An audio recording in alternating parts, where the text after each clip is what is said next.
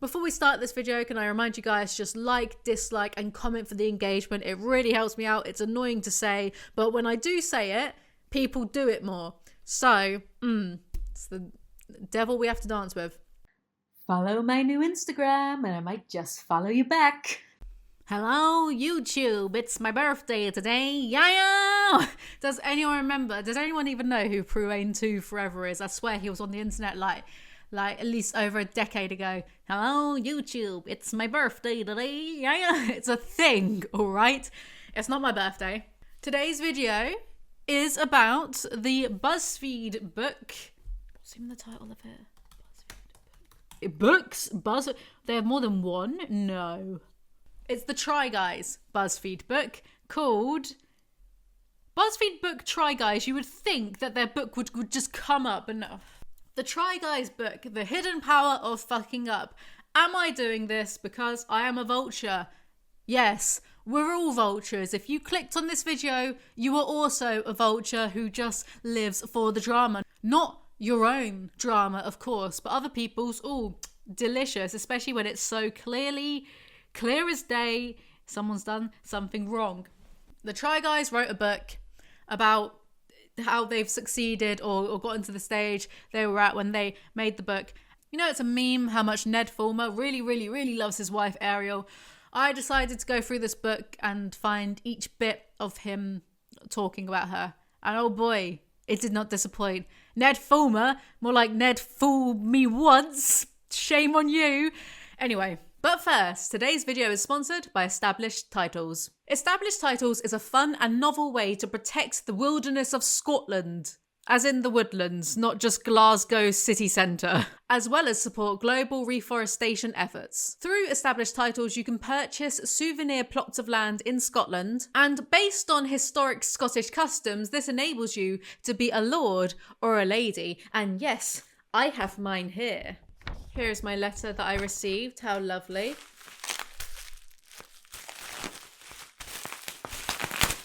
And here is my certificate. Proclamation.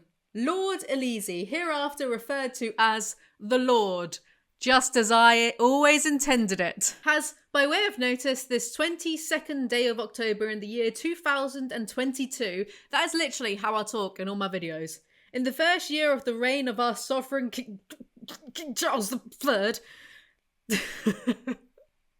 me getting booted out for treason, by the grace of God, of the United Kingdom of Great Britain and Northern Ireland, and his other realms and territories, King, Head of the Commonwealth, Defender of the Faith, what a title, delivered unto us the intention to purchase and us with the intention to accept, Established Titles has agreed with the Lords to bequeath unto them a dedication of plot of land of precisely 1 square foot in Scotland. Lord Alizee, hereafter it shall be here. There you have it. I have literally become a lord. Established Titles have pledged to keep the entire woodland free from any use and commit to planting 1 tree with every single order with their global charity partners, 1 tree planted and trees for the future. With this, I can now officially include the title of Lord on my credit card, plane tickets, dating profiles. Can't wait to put my company accounts under Lord Alizee. You help the environment and it makes a great last minute gift. Christmas is coming, just saying. The first 200 people who purchase a title pack using my special link will effectively be next to my plot within a few minutes of walking distance. What a selling point. How could you pass up the opportunity to be next to my plot of land in Scotland? It'll be like we're holding hands. Depending on how many of you want to be a lord or a lady, we can build our own little Alizee kingdom. Established Titles is actually running a massive Black Friday sale right now, and if you use the code Alizee, you'll get an additional 10% off. Go to establishedtitles.com/Alizee right now to help support the Woodlands and the channel. Thank you to Established Titles for sponsoring today's video. Let's see where it all went wrong. So you open the book and all the Try Guys are topless. I'm only including Ned, possibly here. Lame, codependent, overly cautious, boring, safe, nerd. This is what Ned clearly thinks about himself, and as you can see, it aged really well. In case it wasn't obvious, we're the Try Guys, the lovable quartet. That sure is an assumption. Everything amazing ever created or accomplished by mankind was forged not via instant greatness, but rather by complete and total failure. Throughout this book, we will be sharing some famous, infamous, and downright... Why is it famous, but it's not infamous, it's infamous? Riddle me that one, Ned. And downright silly examples of tries throughout history. Hey, if these people never attempted anything scary, we wouldn't be talking about them, would we? Why am I not a voice actor? That is clearly my Go listen to Pru Ain't Too Forever saying, "It's my birthday today, yeah." That is dead on.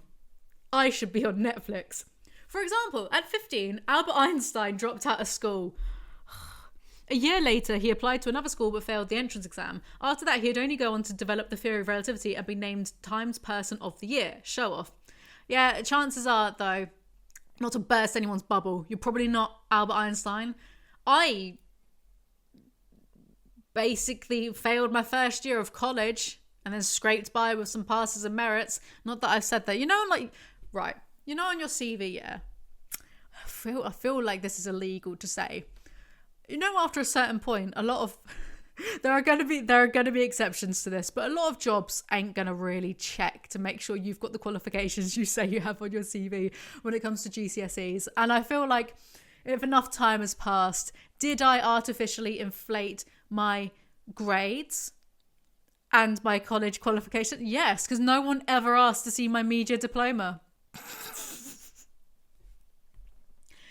My point is I did not do that good I got some A's, but I didn't do as well as I should at the education. And look where I am now, doing this, stay in school.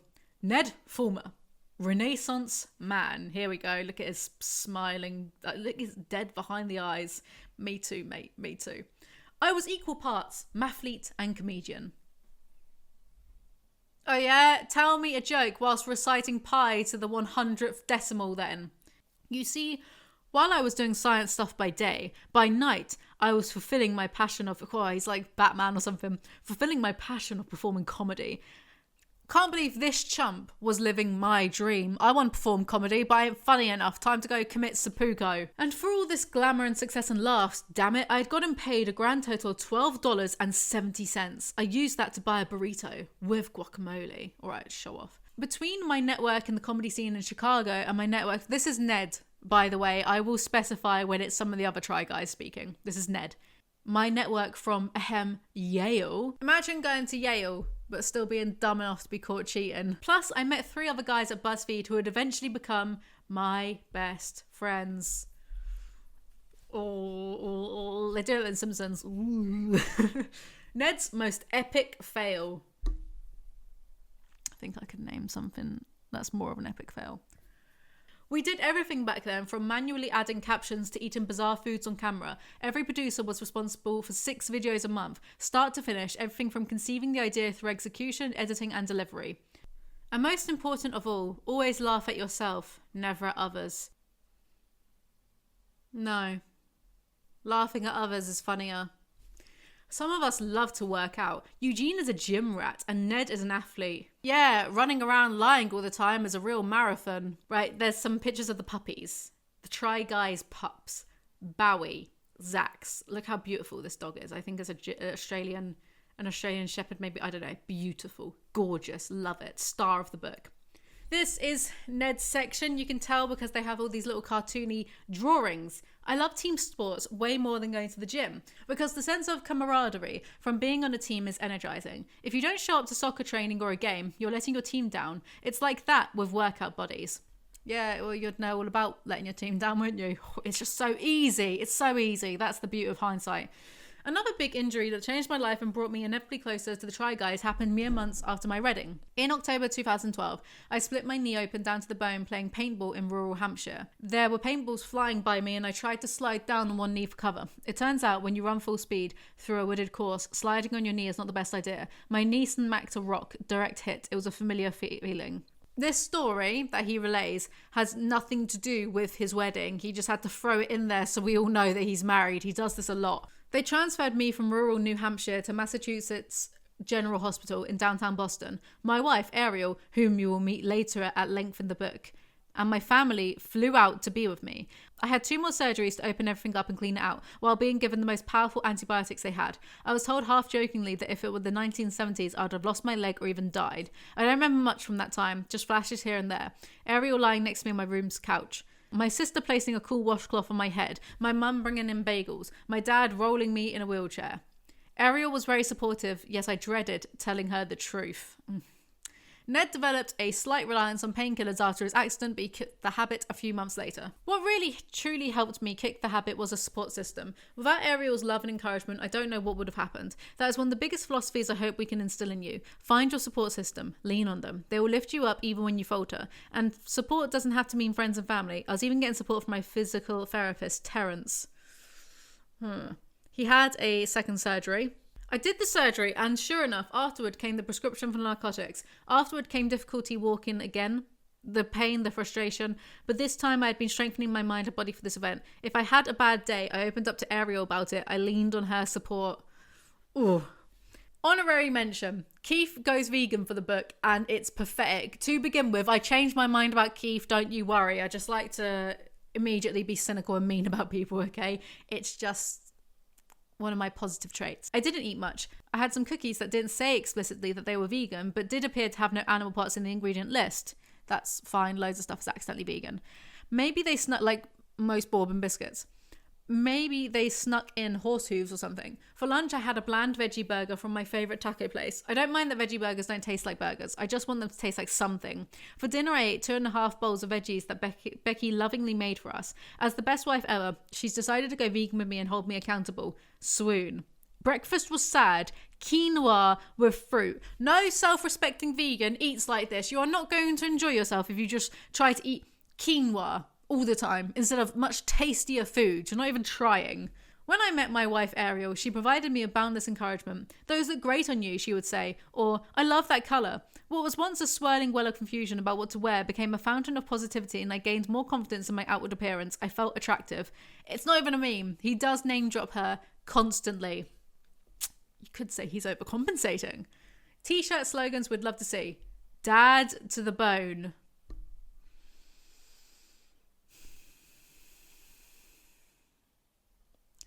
This is Eugene. I hate shirts with text on them. Eugene, we have a bit of a complicated relationship through this book. At first it's up here and then it goes a bit down here, then it goes back up again, okay? So it was a real roller coaster of emotion. I would make a really good Patrick Bateman if they remade it with a woman. Patricia Bateman. I could do that role really well. But when Sports came out in 88... I forget the rest of it. Eugene is like me. He doesn't like anything. Just like I don't like anything. If he ever saw this video, he would probably immediately dislike me. And do you know what? I can respect that. We are fellow people that hate stuff, Eugene and I. Ariel is an interior designer and stylist working in Los Angeles. She is the owner of styling firm Fig and Stone Designs and is an avid collector of vintage furniture and decor. Shut up. She also happens to be Ned's lovely wife. Remind me to never, ever, ever, ever, ever go public with my relationship, right? Because I'm just saying. Whoa, look at this. It's a crazy fourth wall break as I, from the future, tell you to check out my merch. Whoa, I love what Marvel did here. Just kidding around. Here is my merch store. Friendly reminder that my merch does indeed exist at ayclothing.tmill.com. Ethical, sustainable, organic, delicious. Here we have the products, perfect for the Alizee fan, especially in the run-up till Christmas. Get yourself a nice jumper, tote bag, Die Cry hate line, limited edition, still going on, should be replaced by maybe a Christmas limited edition merchandise item if I can think of one. And there's a puzzle set. People love puzzles. Why not get someone a puzzle for Christmas? It's only 2 months away, guys. Come on. And here's more of the items of clothing. Get yourself a don't care, didn't ask jumper. This is me to Marvel. I'm just going to send them this. I don't care and I didn't ask. Anyway, check out my store, ayclothing.tmall.com. Ned tries to face his fashion fears. I'm ready. After consulting with an expert each day for a week, I'm going to wear an outfit that includes several elements that terrify me. And then I'm going to live my life like I normally do. Go to work, go out to lunch without ever taking off the outfit. I'm going to see how I feel about the clothes and how the world feels about me. It's time to stop being so safe and start taking some chances. This is day one's fit. He looks like Jim Chapman. That could be a compliment or an insult. I leave that up to the audience's imagination. Fashion fear, patterns, degree of anxiety, mild. God, what a pedestrian life. Spice level, mayonnaise. This is my first day exclusively wearing outfits that my stylist, Roman, picked out for me. I stayed home until 10:30 a.m. because I really didn't want to put on these clothes. Personal stylist, you guys are no way as relatable as you all think you are. I do not like mixing crazy patterns. I always just feel like I'm going to mess it up or it's going to be too out there, too loud. Oh, sure, patterns are attention seeking. Oh, sure. Patterns are attention seeking, but snogging someone who isn't your wife out in public is fine. I keep dreading that I'll be seen as a fraud. I'll take things that age like milk for 500. First of all, I came in and I said, whoa. And then I said, oh my God. And then I said, I know this shirt because I almost bought this shirt. Is this Topshop or is it Zara? Not me laughing at my own script. That's incredibly interesting, Zach. Next time, please consider just directly taking a shit in my brain instead. I don't mean it. I think Zach's... I actually think, bar Ned, they all seem quite nice. Anyway, this is just Monday's outfit. You know what they say? Make vids, drink coffee, make money. That's not a thing. Shut up. Tell me you're not on your way to a swingers party right now. Maybe. All I wrote was joke here. That's all you're getting. Day 2's Luke. I did end up taking off the glasses for the meeting because I'm not a total maniac. But to be honest, I felt empowered in this outfit today. I wouldn't. Day 3. I don't think the pose is helping. Of course, take this with a pinch of salt because I just live in only black clothes ever. Day 3 and it's come to this. I'm wearing a fucking crop top. But I've stopped procrastinating in the morning and just got dressed, so Ariel had a chance to comment on my outfit before anyone else saw me. She wasn't thrilled with my jewellery, but she did think the crop top was bitchin'. She wants to keep it too. Damn, Ariel is stealing all my looks. Okay, we can tell I didn't edit this script. Look at these talking head combos that appear throughout the book. Yeah, bra, get huge. Bra, get huge. I like it. Also, you'll really like this touch. For the first time ever, I'm wearing a necklace. I wear necklaces. Eugene, it's not a competition. It's like that kid on the news who's like, I like turtles. I kind of like the crop top today. It was certainly a conversation piece and it forced me to keep my stomach tucked in all day, which was difficult. There were actually a few women in the office today also wearing crop tops. We became belly but what? I could see myself wearing this again. No joke. It takes a lot of confidence to dress like this when you have a dad bod, and there's nothing wrong with a little confidence in my life. Do you reckon part of the reason he had an affair in his mind was because it made him feel a bit more desirable and less dad bodish? Because do you know what? That is so incredibly basic. I don't have respect for really anyone except Keanu Reeves, but people who come up with these mundane, pedestrian excuses to lie, cheat, not communicate to their significant others who they've decided to go in the most monogamous dynamic you can, aka getting married and promising to the Lord. Basic bitch, if so. No respect for him. That's why I'm doing this video, because I'm a vulture. I don't pretend to be a good person because I know I'm not. He does. So who can you really trust more? The self-admitted, not great person, or this chump? Like a fabulous chafed nipple, you know I had to do it to them. It's giving I'm 5 and playing dress up with mummy's closet. She also said she was worried that my nipples would chafe in the chilly weather later. Then I hugged her and almost blinded her with the brim of my hat. Again, this was a place that I was meant to write a joke and I just didn't. Today's going to be an interesting day. First to the office and then to a Rams football game while still wearing this outfit. Here we go. Imagine if he went to watch Chelsea versus Arsenal in this. He would not last 5 seconds. A lot of people from LA wouldn't last 5 minutes in London. I'm saying more about UK football fans than I am saying about the outfit, by the way. The complaint is with so many football fans being hooligans and being vulgar that it is over this outfit. Yeah, I went there. I'm going to have football Twitter after me then. I went there. I don't care. Sport's boring.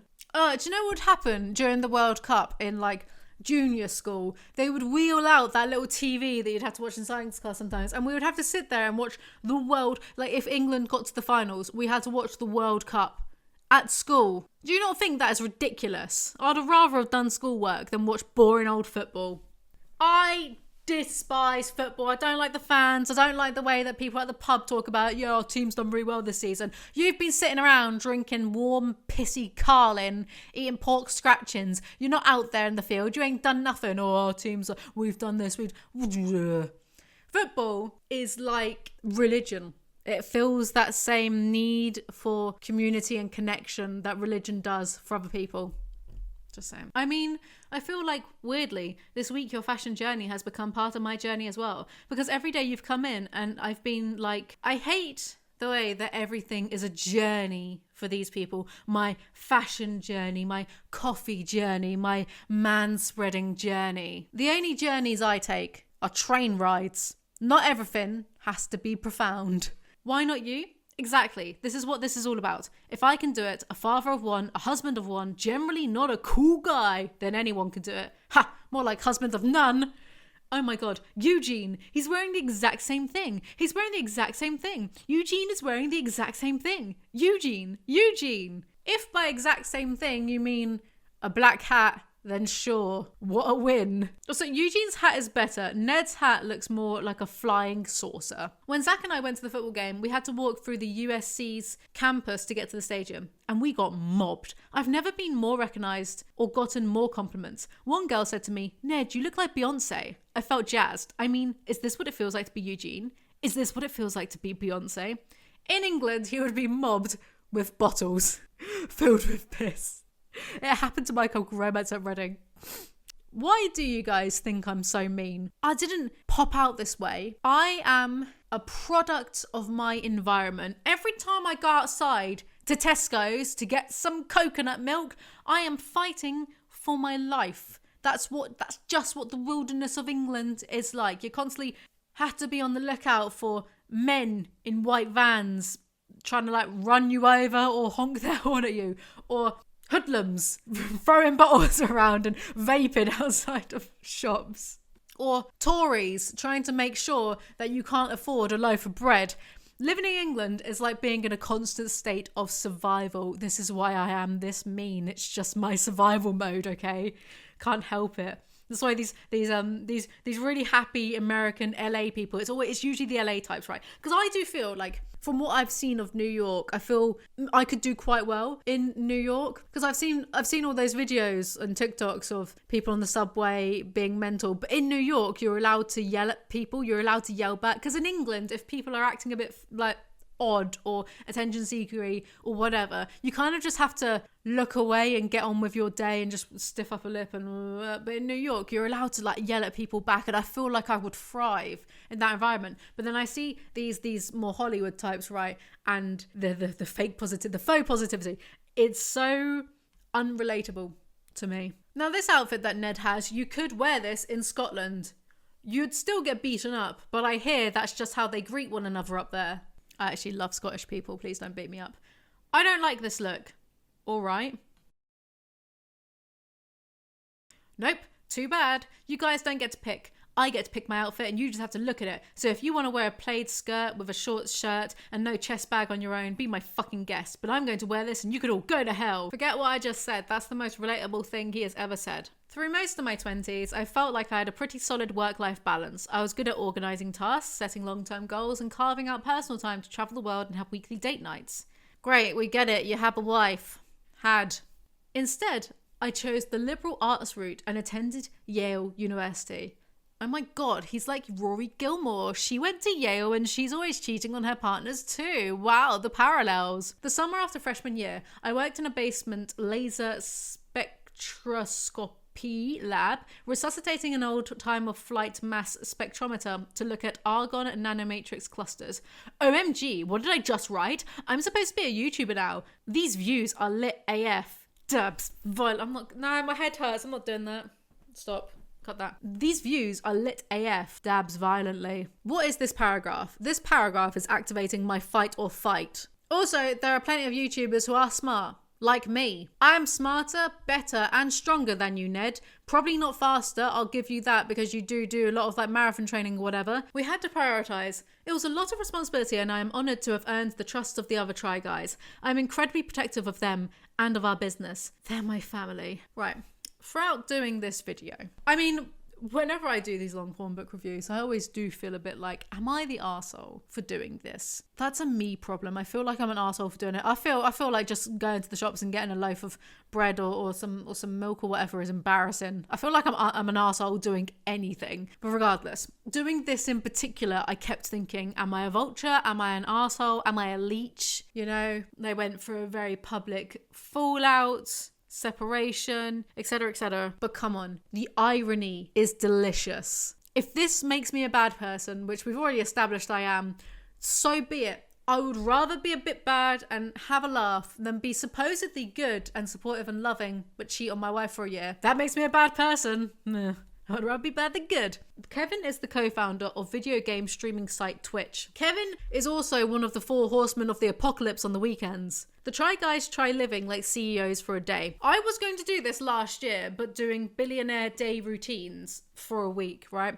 But I got bored of it by day 2, so I never completed that video, but I'm copyrighting that right now, so if anyone copies me, suing you. Ha ha ha. Yeah, right. Sleep is a precious commodity for a new dad. No way I'm waking up at 5 a.m. just to meditate. 1 a.m, wake up and feed the baby. 4 a.m, wake up and feed the baby. 6 a.m, wake up, start meditating. Get 5 minutes in when the baby cries and interrupts me. Wow, guys, Ned is the first man ever to become a father. He's like Jim Chapman. Seems like fuck with this mind. As I elaborated upon in the health chapter, I crave exercise like a drug. Don't you love it when people who have clearly never tried anything harder than icing sugar say they crave things like a drug? Why am I Ryan from The Office right now? But it's true. It's Upper Body Day at Training Mate, a boutique studio that is walking distance from my apartment and a personal favourite of mine because the trainers are all extremely attractive Australian models who yell at you in sexy accents with dirty jokes that would be a HR violation in any other setting. Ah yes, writing about how fit and sexy other women are in a highly publicised book, Common Ned W.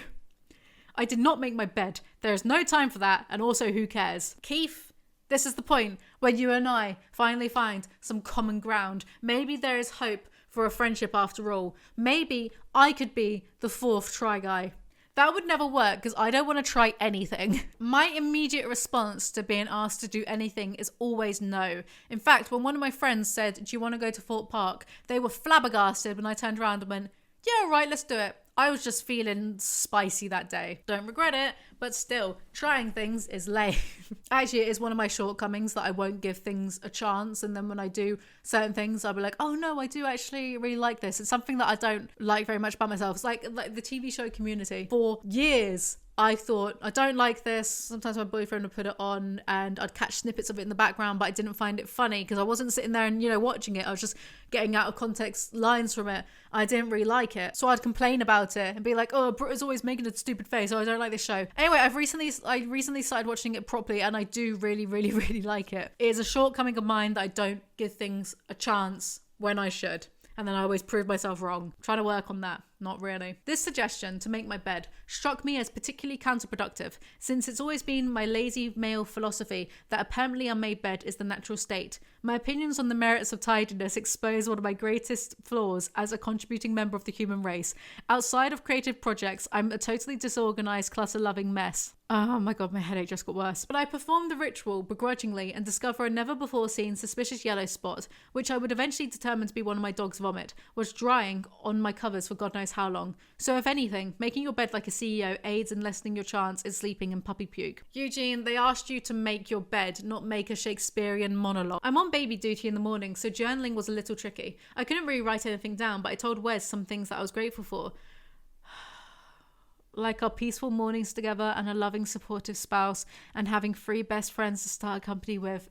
I'm actually in Spain, but the S is silent. Which was a nice positive start to my mental day. Something tells me that this is a habit that you should have kept up. Maybe the point of this video is Ned is a nice guy Little TM. Don't trust people who have to constantly tell you how great they are. That is why I do the opposite. In every single video, I will try to convey that I am a piece of shit. It's reverse psychology. That's what I'm doing on all of you. It's not really true though, because bar 5 people, I think I am the worst person I've ever met. And this somehow means that you guys can trust my judgment because I'm that self-aware. Maybe I should message my therapist. It's been a while. This was my favourite part of the day. I crushed these meetings. Having the time pressure of 7 minutes really forced me to be efficient. I met with our production manager, Alexandria, for 7 minutes to talk about the budget for an upcoming project. Not the Alexandria, surely. Oh dear, oh dear. For my think time, I walked around the block and thought about the best ways to expand our company where I wanted the Try Guys to be in 5 to 10 years. Well, I guess the Try Guys are going to be fine. How do I get on the phone with Gordon Ramsay? How do Ariel and I become one of those funny HGTV couples that renovate beautiful houses? Well, not having an affair would have been a good start. I just did work. Fuck the boxes. I think Steve Jobs said that. Right now we're working on our distractive driving series where we filmed ourselves driving drunk, driving high, driving sleep deprived and texting while driving. It's a series we wanted to make for years. They actually did complete this. I ended up watching 3 of the 4 videos. Ned is a bit annoying. I find everyone annoying though. But I understand and empathise that it is sad for the Try Guys audience that all of this happened. I then watched their recent Thanksgiving challenge. This is like the first video that they've done since. Without Ned. Imagine losing your job and your friends over your affair. I wonder if his affair partner and he are together now. I just want to be a fly on the wall. I'm really nosy. Because, if Ariel's like, nope, had enough, you're out. Who else is he going to turn to? He lost his best friends. He lost his job, his work colleagues, his wife, And ultimately, hypothetically speaking, if him and his affair partner are together because she's lost her fiance, what a miserable relationship that would be. It's doomed from the get-go. There's no way that you wouldn't end up resenting that person over time because in this specific context, he has lost everything. Job, work, friends, family, the respect of the fandom. He's lost everything so publicly. There's no way, if they were hypothetically together, which I'm pretty sure they probably aren't because he wants to focus on his family now. Good job, mate. You wouldn't not take it out on your affair partner. There's no way. You would resent them. You'd be thinking, this is your fault. It's my fault that my dick went into you. Do you know what I mean? I highly doubt a cheat of this caliber would have the emotional maturity to deal with this properly, because if you have emotional maturity, you can effectively communicate with your partner. If you feel that the spark is going, which is natural and normal, you have to work at these things, right? Keep things exciting and novel, do new experiences together. But if you feel that going, or you feel that you're in dangerous territory of maybe having an emotional affair, then you have to talk. Yes, it will hurt in that moment talking to someone, but it would hurt a lot less than them finding out that you've been fucking someone else for a year. So I watched this Thanksgiving episode and there's this guy called Quasey. I'm not a watcher of the Try Guys. I just knew vaguely who they were through being on YouTube and stuff. But I think this Quasey guy should replace Ned. His New York accent is way better than Ned's everything. Take a hot bath with Epsom salts. Am I a grandmother? Keith grew on me so much reading this. Wow, who knew that bath time was great for adults as well as kids? Wow, Ned, try. Everyone knew that, you donut. This is a hilarious idea that I had no intention of completing. I don't have a sexy enough bath or Epsom salts, and on top of that, the idea of bathing as relaxation has never been attractive to me. Even luxuriating in a shower seems like an awful waste of my precious time and the earth's water. I don't think, controversial opinion, hot take, Eugene comes across as well in written format as he does in the videos. Video Eugene is fun from the few videos that I have seen, and I watched a few more whilst researching, for this video. But writer Eugene comes across as holier than thou and dare I say, smug and pretentious. What's that advice? Don't use loads of words when you can just use... Why use many words when few do trick? Not that. I'm so stupid. Basically, omit needless words. Don't fluff things up to get your point across. Eugene kind of does that. Change into clothes dedicated specifically to sleep and nothing else. Just call them pajamas. Love Keith. I imagine dedicated sleeping clothes come with a sleeping cap. I usually wear boxers and a soft t-shirt to bed, so I changed into those. Does that count? Maybe I need to get a matching pajama set with Ariel. Maybe you need to remember your marriage vows. Why was I on one for this? It's one thing to be like an average Joe and you cheat on your partner, and it's not nice. It happens, but it's not nice. But it's another thing for it to be so public. It must be like, that would be so, amongst other things, amongst all the hurt and distress, it would be so embarrassing. She shouldn't, I hope Ariel doesn't feel embarrassed, but there's no way that you wouldn't, naturally, even though she's not done anything wrong. I think that's why I was very irate writing this. Drink chamomile or lavender tea. I thought my clothes were only for sleeping. Are these now tea clothes? Okay, mum, sure. More tea? Easy. This was a first for me since the idea of tea, or any typically caffeinated beverage for that matter, imbibed for relaxation instead of jazzification, was not something I would have expected to be on this list. However, after noticing how uniquely slumberous I was feeling after restricting my coffee intake later in the day and the aforementioned 3 square meals, I dug up an old Sleepy Time tea box. It's like they needed to meet the word count for this book and decided to rely solely on Eugene. He writes another paragraph being sniffy about tea. Not just these ones, another one. This is a contender for r/I am very smart. I'm sorry, Eugene, I thought we were bros, but clearly not. They write about what they are grateful for. I'm grateful that I have my 3 best friends all in it with me, with everyone incredibly committed and passionate about building something big and exciting. I'm grateful that I have a hilarious, fascinating wife whom I love spending time with, and an adorable baby who together ground me and make CEO Day still feel like dad, husband, family day. Oh God, stop it, he's already dead. That's a Simpsons reference. Go to sleep. Go to hell. Friendship over with Eugene. Now Keith is my best friend. Now on to love. Oh God. So we're going to tell you about our breakups and makeups and all the ways we are not the ideal boyfriend husband. I can name at least one way. One of you ain't. Keith. The first few dates that Becky and I had were very sweet, but neither of us could read the other. I was sure she only kind of liked me. Not liked me, so I didn't make any real moves. I also only took her to hot dog restaurants. I love him. How I Met Your Mother, as told to Wesley, featuring Ariel. God. Hi, Wesley. I know you're only a few months old, but it's time you hear the most important story in the world, because without this story, you would not exist. Pay attention, because this is the story of How I Met Your Mother. Hey, is this just like the actual How I Met Your Mother, where the creator pisses the entire fandom off by having the narrator pining after someone else the entire time? It's true. When you know, you know. I used to not believe in love at first sight. I thought it was a silly thing invented for rom-coms and fairy tales, but truly, this was it. Our relationship moved very quickly. We were going on dates, and then we were going over to each other's houses nearly every evening of the week. 4 months into dating, we decided to move in with each other. Sounds, impulsive. That first summer, we went to South Africa together for the World Cup. I love our adventures together. We've been to Brazil, China, Hong Kong, Paris, and more. Each trip an unforgettable adventure with my best friend. And you threw it all away for what? You blew it up, you maniacs! Damn you, Arthur. Why am I not on Netflix? Why am I tearing up at my own brilliance? Tearing up at my own incredible talents. Absolute waste, man. If you are not happy in a relationship or feel unfulfilled with your partner, then talk to them. Make up or break up. The options really are that simple. People just overcomplicate it. Even if you have kids, especially if you have kids, do not stay together miserable for the sake of the children, because they will pick up on that. No matter how hard you try to hide it, they will pick up on it and they will internalize the misery subconsciously. You probably aren't hiding it that well anyway, because the majority of people, not me, are terrible at acting. And if you stay together through infidelity for the sake of the children and they find out about it, then just remember you're kind of teaching them that it's acceptable for people to treat you like trash, because ultimately people will forgive you and stay with you. It's not good. I don't think that's a good lesson to impart to the next generation. I feel the best lesson to teach the next generation is to go scorched earth on anyone who defies you. I'm joking, but it's important for people to have backbones and stand up for themselves.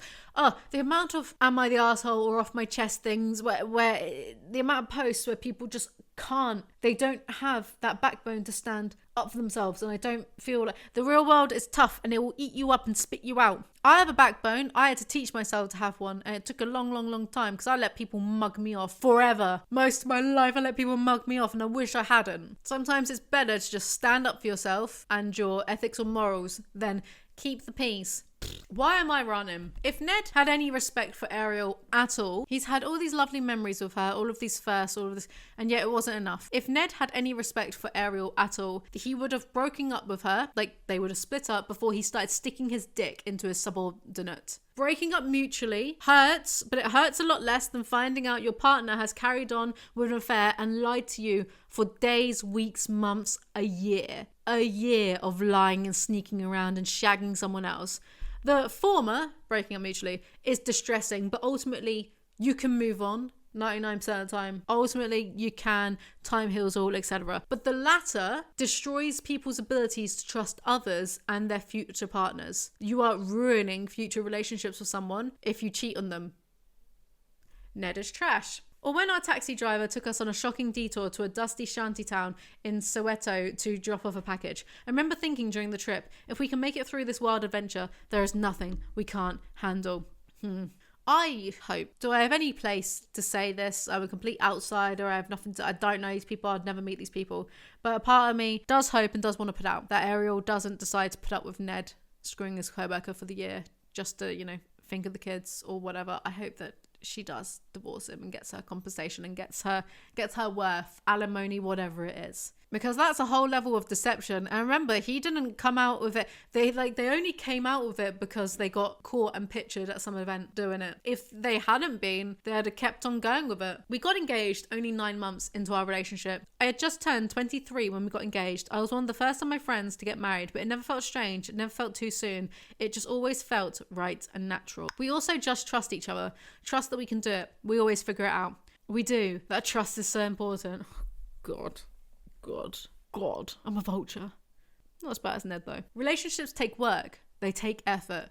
Take your own advice. I wouldn't want to know what I'd be like without your dad, and I wouldn't want to know what he'd be like without me. This is just sad. This is actually, it hurt my insides reading that. So now I need something to laugh at, to lighten the mood a little bit. The 25-year-old virgin. Ha! I'm joking. Literally, I'm joking when I say stuff like this. Sometimes I have the sense of humour of an English schoolboy, virgin, but love to me could be a performative act. This is Eugene, by the way. It could easily be fallen out of just as easy as couples dive into it. I attend friends' weddings and I'm moved by the romance of the ceremony, but never have I believed that a pair's ties are invulnerable. Shit happens. People change. Bravo to those success stories, few and far between, and blissful in their geriatric years, but I'm not banking on it.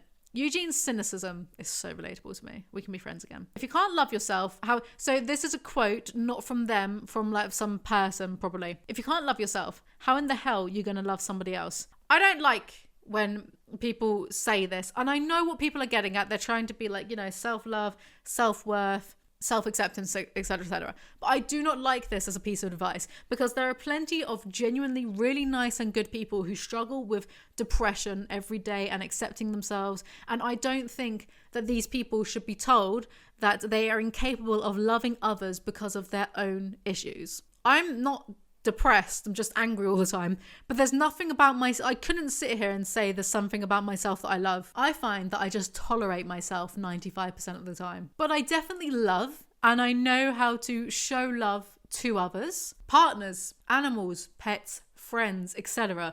I feel like this is one of those sentences that people say without really thinking about it. You can't love anyone unless you love yourself first. I don't believe that, and I don't agree with it, and I think it sends out the wrong message to people who are struggling. I don't think it's fair. It's like gatekeeping, isn't it? Like, how are you going to gatekeep emotions? Shut up. One of my friends said, if you can't hate yourself, how can you hate anyone else? But wait, maybe that's why I'm so good at hating everything. A lifetime of commitment. Stop. There's a reason I talk about Ariel so much. She is the love of my life, my best friend, and the most special person in my world. She's funny, beautiful, charming, intelligent, incredibly talented. But what you may not see on camera is how strong and supportive she is. She's my rock. She keeps me grounded. When the entire outside world is a maelstrom of stress, she is a sanctuary of love and peace. We rely on each other so deeply. She makes the good times that much sweeter and the bad times a little easier. After nearly a decade of being together, I've learned that the true foundation of a relationship is daily commitment, love, and respect for each other. This is actually painful. I sometimes see online comments about how our relationship and love for each other is perfect. Yeah, not anymore, there isn't. After Wes was born, it got harder to focus on each other. Suddenly, we didn't always have enough time or energy to connect with one another. When you're holding an infant, it can be really difficult to have a deep conversation, so we had to make time. He's always making himself out to be devoted dad of the year too. He has a second kid now as well, I'm very sure. So if he was so devoted and hands-on with 2 children, a baby and a toddler, how the hell did he have the time to sneak around and have an affair? What were they doing? Staying late at the office and what? How do you... I went to Disneyland Paris recently with my, I guess, niece-in-laws, but they're my nieces. Honestly, little kids like me because I'm kind of like a cartoon character and I'm very good at not swearing around them. So I'm like Zoe Deschanel. I'm like Mary Poppins. No, I'm not. I'm not like any of those things. So I went to Disneyland Paris recently with these nieces, both under 10, one more of a toddler. Right? Fun, super fun, loved it. I haven't been to Disneyland in so long, it was lovely. Kids, they are so full on. The parents watching this will understand. The child free, or not parents yet, people, but the people who are child free, either by choice or, well, no, because they just don't want kids yet, or it's not the current right climate, is it, for a lot of people who do want kids. My God. Like, it's 24/7. And this guy, a little toddler and a baby, that would be, like, there aren't enough hours in the day for how much time that takes up. So I just don't think, if he wasn't as good a husband as he's been making himself out to be for the past how many years, I don't think he's as good a dad as he was making himself out to be either. Do you know what I mean? Anyway, I love and care for Ariel so deeply that I can hardly put into words. She is the single most important person in my life, and I was forever changed the moment I met her. I don't know where I would be without her, and I'm so grateful that the foundation of our relationship is rock solid. I think the mark of a strong marriage is being cognizant of your issues and actively working on them. Getting through the good times is easy, but it's getting through the tough times that really forges a strong marriage. Because Ariel and I have been through so much and come out the other side more in love than ever. I know there's nothing we can't handle. Yeah, he says this, and then he gives his own relationship the biggest challenge you'll ever face. What dork. And don't anyone in the comments say he made a mistake. No, he didn't. Cheating is never a mistake. It is an action you knowingly decide to take. You can't accidentally cheat on someone. Obviously, if someone just sprung a kiss on you very randomly, then that's sexual harassment and assault. That's not cheating. Also, I was listening to a podcast earlier today where they were discussing, someone's boyfriend had cheated on them whilst they were really drunk, and they were so upset about it, and they were crying, the boyfriend that is, yada, yada, yada, yada. And they said that they were so drunk that they couldn't even walk properly.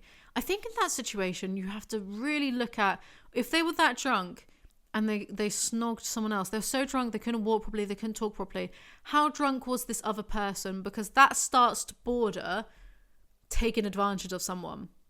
If someone's equally as drunk, then it's not really, it's a sticky one. I don't think alcohol is an excuse for these things at all. And I think also if you know that you have the tendency to do daft things when you're drunk, then don't get that drunk in the first place. I can say this as a teetotaler. So many people think that they really, really enjoy alcohol, and there are people that do that. But it appears to me that there's just so many people who will get really drunk and then they'll act in daft ways. Not talking about just cheating, but just, being daft and silly and drunk, and they'll feel, this regret and shame over it, but then like next Friday they'll go out and do it all over again. And it's like, you're not even enjoying being drunk then. If you're being it's time to just put it down, put it away. It's not serving you. Anyway, some people can forgive an indiscretion if it's a one-time thing. I wouldn't personally. That's just me. That's just my boundaries and standards. I know that I wouldn't be able to move forward because I'd think of it too much and I'd just get, ugh. My ego is so big that you could orbit a satellite around it, so my ego wouldn't take it. That's fine, that's whatever. Some people can, some whatever. We're all different. But this dude was shagging someone else for an entire year. There is not one part of that is a mistake. That is a choice he was consistently making, and now these are the consequences. And it's so public too. If this happened to me, I would teleport to another dimension, honestly. I wouldn't want to deal with it. Eugene. But I regret to admit I still have doubts. I simply have never envisioned any relationship being able to stand the test of time. So is it really possible that I will be some glorious Shakespearean exception? With the influence of the other Try Guys, I can attest that I'm no longer as vehemently against lofty devotion ideals. I'm watching Ned and Ariel, Keith and Becky, and Zach and Maggie managed their relationships with steady, unabashed adoration has softened my Grinch heart, maybe making it grow the tiniest bit. No wonder Eugene was so pissed off in that video. My guy doesn't really actually believe in love, but he thought he had good examples around him, and then Ned screwed them all over. Zach: to say I don't care about staying neat doesn't quite capture it. I'm just not even aware of it. I'm like a baby who lacks object permanence. If I don't see things, I forget I own them. I have this too, but it's also called having ADHD. Maybe you should get tested. Ariel and I have date night once a week, usually on Wednesdays because it's right in the middle of the week. We've been doing it since we first started dating and it's a highlight of my week. Say week one more time. Usually we go out to dinner. We love trying out new restaurants. That's called word proximity, by the way, and you should try and avoid it in writing because it's annoying. We love trying out new restaurants and savouring different types of food. It's a few blissful hours where we stare into each other's eyes like we're the only two people in the world. I literally wrote that in my script, so.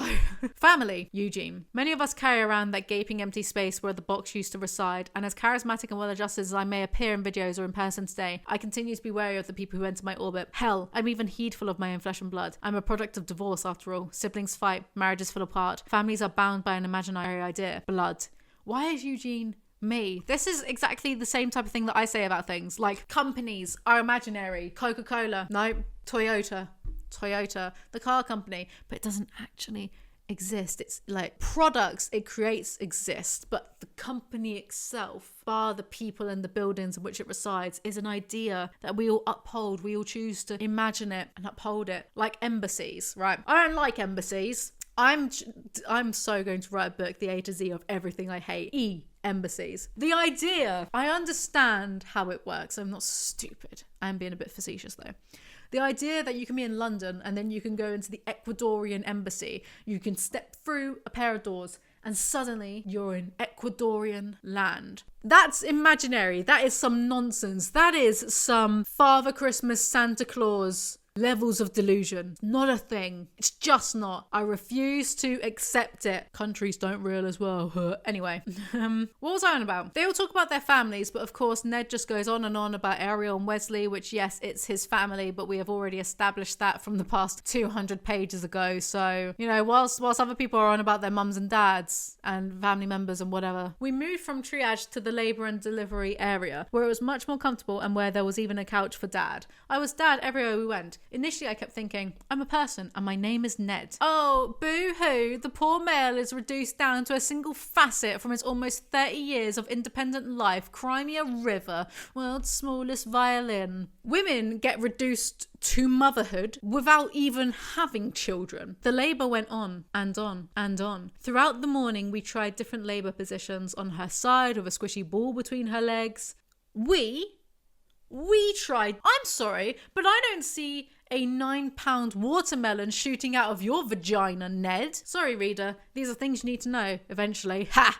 You don't know me at all. After that, the pain really intensified. On a scale from 1 to 10, every contraction was a 12. The sheer irony of a former BuzzFeed worker mansplaining to me labour pains. What next? Is he going to tell me how a period works and how much that hurts too? Bet he was manspreading in the ward as well. The horror. Finally, Ned enters the room and every fibre of my being immediately tenses up. While Keith inspires me and Zach provokes me, Ned simply horrifies me. End of sentence. As both a friend and an organism that breathes, thinks, and worst yet, loves openly. I mean gushily, unabashedly loves. So overbearingly that his actual brand as an entertainer Venn diagrams winsomely with his roles as a husband and a father. I'd be lying if I said I've never thrown up in my mouth just the tiniest bit when he gazes longingly into his wife's eyes and whispers sweet nothings. Not Edward Cullen. God. Those Twilight books do a number on me, mate. Eugene. We get along famously now. And although she has a high-powered job, beautiful home, indecorous sense of humour, this is about his sisters. And a chill husband. She draws the line at children. Both of my sisters, to drive a point home about my family, find the idea of having kids to be unnecessary, wasteful, and just plain gross. And if you feel compelled to do that thing where your voice gets high and you plead, but that's like what every woman says until they have kids, my sisters will laugh at you, find the nearest child, and punch it in the head to prove their point. I love them. Please adopt me. Ironic, I know, but still. Ned. The second biggest challenge for me was dealing with feelings of guilt. As a new father, I was constantly feeling guilty that I wasn't doing enough. There seemed to be not enough hours in the day to have a job, have a relationship, and give a child all of the physical, mental, and emotional nourishment that he needs. Honestly, just caring for a child alone, I am the Phil Mitchell of YouTube, would take 100% of the time. So I'm very thankful that I was able to take several weeks off from work, and that the other Try Guys picked up the slack so I'd be completely present with Ariel and Wesley. I think we should encourage all employers to give plenty of time, paid time, for new parents to bond with their kids. I agree, but look how you repaid all of them. Try Guys, Ariel, Wesley, all of them. Even though I agree. Whilst being vehemently opposed to the idea of procreation, because existence is chaotic and a curse, I'm very, very pro parent rights with the workplace. I think, is it one of the Scandinavian countries that has really good maternity leave, and you get paid, and because these kids are the future. Parents need to be there for them. It used to take a whole village or a whole tribe to raise kids, and we don't have that anymore with capitalism. So that said, Ariel is usually right, so I try to do things her way when possible. I will never trust anyone being publicly nice about their partner ever again. I'm going to start being rude about mine. I've developed a deeper respect and appreciation for my in-laws, whether it's Ariel's dad building us a fence and a deck, or Ariel's mum rocking Wes to sleep. And through it all is the beautiful mother of my child, who I know is facing the same challenges but never lets it show. My love, Ariel. Yes, of course there are challenges to raising a newborn baby, but the experience has brought my family closer to me than ever before. I know that Wes is going to grow up in an environment bursting with love, and that makes me beam with joy. This is just sad. Thank God we're at the epilogue. It's Ned again, but this time he has positive words. Nerd, boss. I thought that said fat then. I was going to be like, oh, Ned, don't call yourself that. Nerd, boss, father, stylish, hardworking, husband, confident. No. That's his. This is Keith's. Healthy, motivated, bold, strong goals, goofy, dedicated, aware. Keith has a wife too, but he's not there describing himself as a husband. Just saying, that's all. That is the Try Guys book that for Ned aged terribly, like milk left out near a volcano. Milk left out on the surface of the sun. And so I hope you enjoyed this video. Thank you so much for watching. Thank you so much to Established Titles for sponsoring today's video. Remember to like, comment, subscribe. Maybe remember to check out my podcast channel. Remember to check out my third channel. And I will see you guys next time.